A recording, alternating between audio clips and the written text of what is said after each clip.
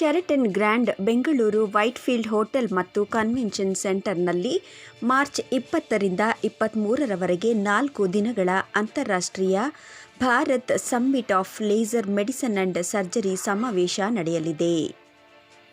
BSLMS 2025 ಈ ಶೃಂಗ ಸಮಾವೇಶಕ್ಕೆ ಕೈಗಾರಿಕಾ ಸಚಿವರಾದ MB ಪಾಟೀಲ್ ರವರು ಚಾಲನೆ ನೀಡಲಿದ್ದಾರೆ.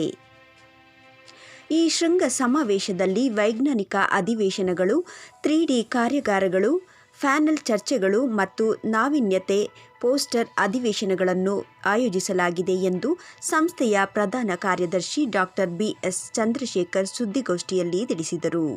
ಭಾರತ ಮತ್ತು ಪ್ರಪಂಚದಾದ್ಯಂತ ನೆಲೆಸಿರುವ ಚರ್ಮರೋಗ ತಜ್ಞರು ನೀಡಿರುವ ಲೇಸರ್ ಮತ್ತು ಉನ್ನತ ಮಟ್ಟದ ಚಿಕಿತ್ಸೆಯನ್ನು ಪರಿಚಯಿಸುವ ಸಲುವಾಗಿ ಈ ಸಮಾವೇಶ ಆಯೋಜಿಸಲಾಗಿದೆ. ಇದರಿಂದ ಚರ್ಮರೋಗ ತಜ್ಞರು ತಮ್ಮ ದಿನನಿತ್ಯದ ಚಿಕಿತ್ಸಾ ಪ್ರಾಕ್ಟೀಸ್ಗಳನ್ನು ಉನ್ನತ ಮತ್ತು ಸುರಕ್ಷತೆಯ ಲೇಸರ್ ಚಿಕಿತ್ಸೆಯ ಬಳಕೆ ಮತ್ತು ತಂತ್ರಜ್ಞಾನದ ಅರಿವನ್ನು ತಿಳಿಯಲು ಅನುಕೂಲವಾಗಲಿದೆ. ಈ ಶೃಂಗಸಭೆಯಲ್ಲಿ ಪ್ರಮುಖವಾಗಿ ಚರ್ಮದ ಬಣ್ಣಕ್ಕೆ ಸಂಬಂಧಿಸಿದ ಚಿಕಿತ್ಸೆ, ಮೊಡವೆಗಳ ನಿರ್ಮೂಲನೆ, ದೇಹದಲ್ಲಿ ಅನಗತ್ಯವಾಗಿ ಬೆಳೆಯುವ ಕೂದಲಿನ ನಿರ್ಮೂಲನೆ, ಚರ್ಮದ ನವಯೌವನ ಪಡೆಯುವಿಕೆ, ಟ್ಯಾಟೂ ನಿರ್ಮೂಲನೆಗಳಿಗೆ ಸಂಬಂಧಿಸಿದ ವಿಷಯಗಳ ಬಗ್ಗೆ ಚರ್ಚೆಗಳು ನಡೆಯಲಿವೆ. ಸುದ್ದಿಗೋಷ್ಠಿಯಲ್ಲಿ ಸಂಘಟನಾ ಅಧ್ಯಕ್ಷರಾದ ಪ್ರೊಫೆಸರ್ ಅರುಣ್ ಸಿ ಇನಾಮದಾರ, ಸಂಘಟನಾ ಸಹ ಅಧ್ಯಕ್ಷರಾದ ಡಾ. ಟಿ. ಸಲೀಂ, ಡಾ. ಸಂಜೀವ್ ಜೆ ಔರಂಗಾಬಾದ್ಕರ್, ಪ್ರಧಾನ ಕಾರ್ಯದರ್ಶಿ ಡಾ. BS ಚಂದ್ರಶೇಖರ್, ಡಾ. ರಾಜೇಂದ್ರ SD, ಡಾ. ಶಹನಾಜ್ ಆರ್ಸಿವಾಲಾ, ಡಾ. ಸ್ವಪ್ನಿಲ್ ಶಾ, ಡಾ. ಸಿ. ಮಧುರಾ, ಡಾ. ಚೈತ್ರಾ ಶೆಣೈ, ಡಾ. ಮಂಜುಳಾ, ಡಾ. ಗಿರೀಶ್ SM ಮತ್ತಿತರರು ಉಪಸ್ಥಿತರಿದ್ದರು. ಇಂಟರ್ನ್ಯಾಷನಲ್ ಲೇಸರ್ ಕಾನ್ಫರೆನ್ಸ್ನ ಆರ್ಗನೈಸ್ ಮಾಡ್ತಿದ್ದೀವಿ. ಇದು 3 ಸಂಸ್ಥೆಗಳು ಸೇರಿ ಮಾಡ್ತಿರೋಂಥ ಕೆಲಸ. ಒಂದು BLD ಯೂನಿವರ್ಸಿಟಿ ಬಿಜಾಪುರ್, ಎರಡನೇದು ಕ್ಯೂಟಿಸ್ ಹಾಸ್ಪಿಟಲ್ ಬ್ಯಾಂಗ್ಳೂರ್ ಆ್ಯಂಡ್ ಇಂಡರ್ಮ್ ಅನ್ನೋ ಒಂದು ಅಸೋಸಿಯೇಷನ್ನು. ಇದಕ್ಕೆ 2 ಉದ್ದೇಶದಿಂದ ನಾವು ಈ ಕಾನ್ಫರೆನ್ಸ್ನ ಮಾಡ್ತಾಯಿದ್ದೀವಿ. ಒಂದು, ಲೇಸರ್ ನಾಲೆಡ್ನ ನಮ್ಮ ಡರ್ಮಟಾಲಜಿಸ್ಟ್ಗಳಿಗೆ ಸಿಗಲಿ, ಅವ್ರಿಗಿನ್ನೂ ಹೆಚ್ಚಿನ ರೀತಿಯಲ್ಲಿ ಮಾಹಿತಿ ಕೊಡೋಣ ಅನ್ನೋದು ಒಂದು ಕಾರಣ.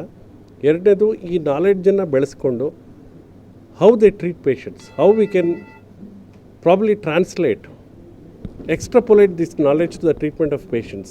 ಅದು ಎರಡನೇ ಉದ್ದೇಶ. ಈ ನಾಲೆಡ್ಜನ್ನು ಪಡ್ಕೊಂಡು ಪೇಷಂಟ್ಸ್ಗೆ ಹೆಂಗೆ ನಾವು ಅದ್ರ ಉಪಯೋಗನ ತಲುಪಿಸ್ಬೇಕು ಅನ್ನೋದು. ಮೂರನೇದು, ಎಲ್ಲದಕ್ಕಿಂತ ಮುಖ್ಯ ಉದ್ದೇಶ ಜೊತೆಗೆ ಮಹತ್ತರವಾದ ಉದ್ದೇಶ ಏನಂದರೆ, ನಮ್ಮ ಇಂಡಿಯಾನಲ್ಲಿ ಡರ್ಮಟಾಲಜಿ ಲೇಸರ್ನ ಮ್ಯಾನುಫ್ಯಾಕ್ಚರು ಪ್ರೊಡ್ಯೂಸ್ ಮಾಡೋವಂಥ ಫೆಸಿಲಿಟಿ ಇಲ್ಲ. ಈಗಿರೋ ಎಲ್ಲ ಲೇಸರ್ಸ್ನು ನಾವು ಇಂಪೋರ್ಟ್ ಮಾಡ್ತೀವಿ. We import it from Southeast Asian countries like Korea, China. Then we import from Israel and US. These are some of the countries where 95% of the lasers come to India. ನಿಮಗೆ ಗೊತ್ತಿದೆ, ಒಂದ್ಸಲ import ಮಾಡಿದಾಗ ಅದಕ್ಕೆ import duty ಅಂತ 37% ಬೀಳುತ್ತೆ. ಅಷ್ಟು ಕಾಸ್ಟನ್ನು ಭಾರತದ ಡಾಕ್ಟ್ರುಗಳೇ ಹೊರಬೇಕು. ಸೊ ಇದು ಹೋಗಲಿ, ನಮ್ಮಲ್ಲಿ ಇಷ್ಟೆಲ್ಲ ಒಂದು ನಾಲೆಡ್ಜ್ ಇದೆ, ಇಷ್ಟೆಲ್ಲ IT ಹಬ್ ಅಂತ ಹೇಳ್ಕೊಳ್ತೀವಿ ಬೆಂಗಳೂರನ್ನ.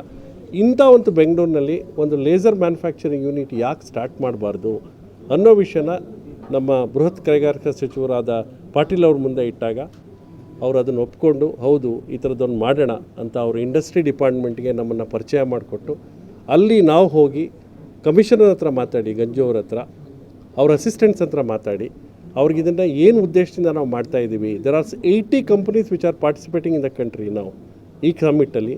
ಈ 80 ಕಂಪನಿಗಳ ಜೊತೆ ಒಂದು ಇಂಡಸ್ಟ್ರಿ ಇಂಟ್ರಾಕ್ಷನ್ ಪ್ರೋಗ್ರಾಮ್ ಮಾಡಿಬಿಟ್ಟು ಇನ್ವೆಸ್ಟ್ಮೆಂಟ್ ಆಪರ್ಚುನಿಟೀಸ್ ಕರ್ನಾಟಕದಲ್ಲಿ ಏನಿದೆ ಅವ್ರಿಗೆ ಅನ್ನೋದನ್ನು ತೆರೆದಿಡೋಣ. ಅವ್ರು ಅದನ್ನು ಗಮನಿಸಲಿ, ಅದನ್ನು ಅಡಾಪ್ಟ್ ಮಾಡಿಕೊಂಡು ಒಂದು ಲೇಸರ್ ಮ್ಯಾನುಫ್ಯಾಕ್ಚರಿಂಗ್ ಇಂಡಸ್ಟ್ರಿನ ಬೆಂಗಳೂರಲ್ಲೇ ಯಾಕೆ ಸ್ಟಾರ್ಟ್ ಮಾಡಬಾರ್ದು. ಯಾಕೆಂದರೆ ನಮ್ಮ ರಾಜೇಂದ್ರನ್ ಸರ್ ಹೇಳ್ತಾಯಿದ್ರು ಆವಾಗಲೇ, IT ಹಬ್ ಅಂತ ಬೆಂಗಳೂರಿದೆ, why can't Bengaluru be a laser hub. ಆ ಉದ್ದೇಶ ಸಫಲ ಆಗಲಿ ಅಂತ ನಾವು MB ಪಾಟೀಲ್ ಸಾಹೇಬ್ರನ್ನ ಕರೆದಿದ್ದೀವಿ ಇನಾಗ್ರೇಷನ್ಗೆ.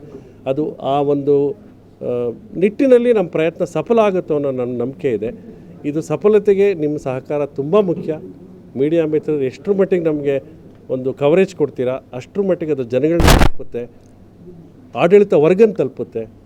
ನಾವೇನು ಡಿಫಿಷಿಯನ್ಸಿ ನಮ್ಮ ದೇಶದಲ್ಲಿ ಇದೆ, ನಾವು ನೋಡ್ತಾ ಇದ್ದೀವಿ ಅನ್ನೋದು ತಲುಪುತ್ತೆ ಅವ್ರಿಗೆ, ಆಡಳಿತ ವರ್ಗಕ್ಕೆ. ಅದರಿಂದ ನಮ್ಗೆ ಉಪಯೋಗ ಆಗುತ್ತೆ ಅನ್ನೋ ದೃಷ್ಟಿಯಿಂದ ಈ ಒಂದು ಕಾನ್ಫರೆನ್ಸ್ನ ಮಾಡ್ತಾಯಿದ್ದೀವಿ.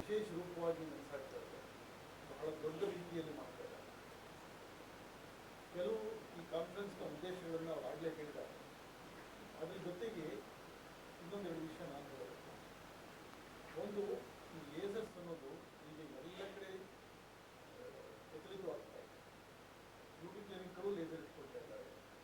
ಲೇಸರ್ ಮಾಡ್ತೀವಿ ಅಂತ ಹಾಕ್ತಾರೆ.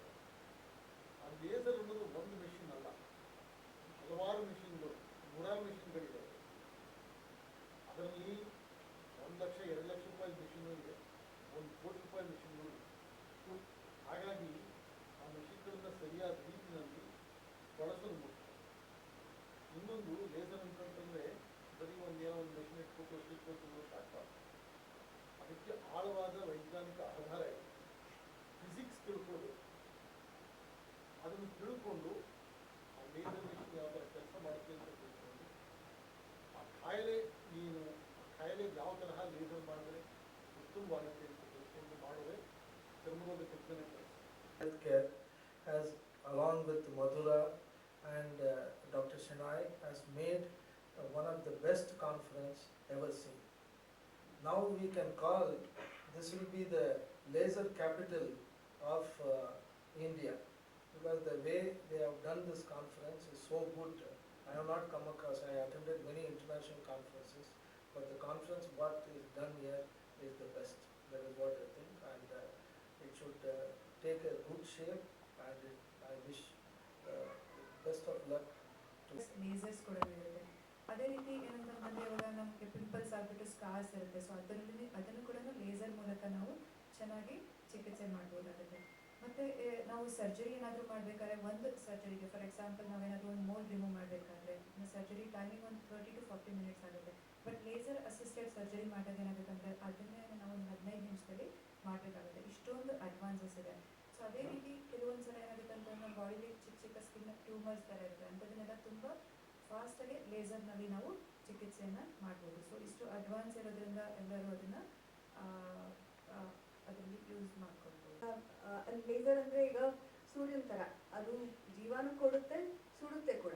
ಸೊ ಯಾವ ಕೈಯಲ್ಲಿದೆ ಅದ್ರ ಮೇಲೆ ನಾವು ಅದನ್ನು ಯಾವ ಥರ ಫಲಿತಾಂಶ ಬರುತ್ತೆ ಅದನ್ನು ನಾವು ನಮ್ಗೆ ಗೊತ್ತಾಗುತ್ತೆ. ನಾವೀಗ ಲೇಸರ್ ಅಂತ ಏನು ಓದ್ತೀವಿ ಟೆಕ್ಸ್ಟ್ ಬುಕ್ಗಳಲ್ಲಿ, ಆರ್ಟಿಕಲ್ಗಳಲ್ಲಿ, ಮೆಡಿಕಲ್ ಜರ್ನಲ್ಗಳಲ್ಲಿ, ಅವೆಲ್ಲ ನಾವು ಯುರೋಪಿಯನ್, ಏಷ್ಯನ್, ಅಮೆರಿಕನ್ ಸ್ಕಿನ್ನಿಗೆ ಅಂತ ಓದ್ತೀವಿ. ಅವರಲ್ಲಿ ಮತ್ತು ನಮ್ಮಲ್ಲಿ ಕಂಪೇರ್ ಮಾಡಿದಾಗ ನಮ್ಮ ಚರ್ಮ ಬ್ರೌನ್ ಜಾಸ್ತಿ, ಮೆಲಾನಿನ್ ಅಂತ ಏನು ಕಂಟೆಂಟ್ ಇದೆ. ಸೊ ಅವರಿಗೆ ಮಾಡುವಂಥ ಎನರ್ಜಿ ಯಾವುದನ್ನು ನಾವು ಯೂಸ್ ಮಾಡ್ತೀವೋ ಲೇಸರ್, ಅದೇ ಥರ ಲೇಸರ್ನ ನಾವು ಇಂಡಿಯನ್ ಚರ್ಮದ ಮೇಲೆ ಯೂಸ್ ಮಾಡೋದಕ್ಕಾಗೋದಿಲ್ಲ. ಅದಕ್ಕೋಸ್ಕರ ನಾವು ಭಾರತ್ ಸಮಿಟ್ ಅಂತ ಸ್ಟಾರ್ಟ್ ಮಾಡಿದ್ವಿ. ಇಂಡಿಯನ್ ಸ್ಕಿನ್ ನಮ್ಮ ಬ್ರೌನ್ ಸ್ಕಿನ್ನಿಗೆ ಯಾವ ಥರ ಲೇಸರ್ ಸೂಟ್ ಆಗುತ್ತೆ, ನಾವು ನಮ್ಮ ಕಂಡೀಷನ್ಸ್ಗಳಿಗೆ ಯಾವ ಥರ ಯೂಸ್ ಮಾಡ್ಬೋದು, ಈ ಹುಟ್ಮಚ್ಚೆಗಳಿರ್ಬೋದು ಅಥವಾ ಪಿಂಪಲ್ ಇರ್ಬೋದು, ಪಿಂಪಲ್ ಸ್ಕಾರ್ಗಳಿರ್ಬೋದು, ಅವೆಲ್ಲದಕ್ಕೂ ನಾವು ಯಾವ ಥರ ಇಂಡಿಯನ್ ಸ್ಕಿನ್ ಮೇಲೆ ಸೇಫ್ ಆಗಿ ಲೇಸರ್ನ ಮಾಡಬಹುದು. ಎಲ್ಲ ಹೇಳಾಗಿದೆ. ಕೊನೆಯದಾಗಿ ನಾನು ಒಂದು ಮಾತು ಹೇಳ್ತೀನಿ. ಒಂದೇ ಒಂದು ಏನಂದರೆ, ಜನರಿಗೆ ಲೇಸರ್ ಅಂದ ತಕ್ಷಣ ಒಂದು ತುಂಬ ಕಾಸ್ಟ್ಲಿದು, ನಮ್ಮ ಕೈಲಿ ಅದು ದುಡ್ಡು ಕಟ್ಟೋಕ್ಕಾಗಲ್ಲ, ಇಲ್ಲ ತುಂಬ ಸೈಡ್ ಎಫೆಕ್ಟ್ ಇರುತ್ತೆ, ಕಾಸ್ಟ್ಲಿ ಟ್ರೀಟ್ಮೆಂಟ್ ಅಂದರೆ ಅದರದ್ದು ತುಂಬಾ ದುಷ್ಪರಿಣಾಮ ಇರುತ್ತೆ ಅಂತ ಅಂದ್ಕೊಂಡಿರ್ತಾರೆ. ಇದು ಈಗಾಗಲೇ ಸರ್ ಹೇಳ್ದಂಗೆ ಬರೀ ಕಾಸ್ಮೆಟಿಕ್ ಒಂದಕ್ಕೆ ಅಲ್ಲ, ಈಗ ಕೀಲಾಯ್ಡ್ ಅಂತ ಹೇಳ್ತೀವಲ್ಲ, ಸ್ಕಾರ್ ಟಿಶ್ಯೂ ದೊಡ್ಡದಾಗಿರೋದಿರ್ಬೋದು, ಹೇರ್ ರಿಮೂವಲಿಂದ ಇರ್ಬೋದು, ಅದರಿಂದ ಬೇರೆ ಗ್ರೋತ್ಸ್ಗಳು ಎಲ್ಲದಕ್ಕೂ ಇದು ಯೂಸ್ ಮಾಡ್ತೀವಿ. ಇದು ಸೇಫ್ ಪ್ರೊಸೀಜರು. ಭಾರತದಲ್ಲೆಲ್ಲ ಇಡೀ ವಿಶ್ವದಲ್ಲೇ ಇದು ಮೊದಲನೇದಾಗಿ ಒಂದು ರೀತಿ ಮಾಡ್ತಾ ಇರೋದು. ಅದರಿಂದ ಎಲ್ಲರೂ ತಾವು ಬಂದು ಸಹಕರಿಸಬೇಕು, ದೊಡ್ಡ ಮಟ್ಟದಲ್ಲಿ ನಮಗೆ ಪಬ್ಲಿಸಿಟಿ ಕೊಡಬೇಕು ಅಂತ ಕೇಳ್ಕೊಳ್ತೀನಿ. ಧನ್ಯವಾದ.